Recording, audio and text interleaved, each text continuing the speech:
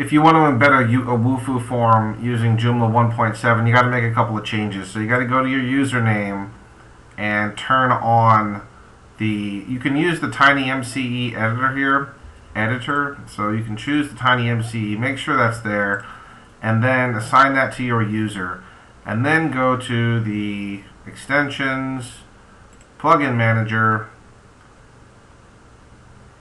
and come down to Tiny MCE here. This was kind of a pain in the neck to figure out. And then down here in this box, prohibited elements.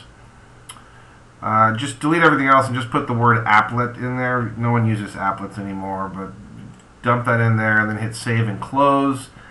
And then you will be able to add a Wufoo form to a content item using the text editor. Now, that said, here's the issue with it. When you go to the article manager and you go to your contact page, currently I have Tiny Mice assigned to my deal. So you'll notice that when I went back to the content item, that it in fact stripped the code out of it and it renders just this, which is useless. So once you click on HTML, when you go to paste your initial form in, once you've activated the Tiny MCE editor on your user, once you've changed the setting on the Tiny MCE plugin, you can come back to an item and add your Wufoo embed code using the HTML source editor. And when you hit update, it will render the form here.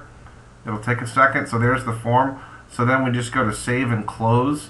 Moving forward, however, now that that contact form is in there, we don't necessarily need to go back to this contact page to change anything, because we can edit our form on YouTube using the Wufoo interface. But if you want to go back in and edit add some text above the form or below the form or what have you, you got to go turn off the editor on your user. So go back to User Manager and then turn it off and go back to the content item. So I hope that was helpful.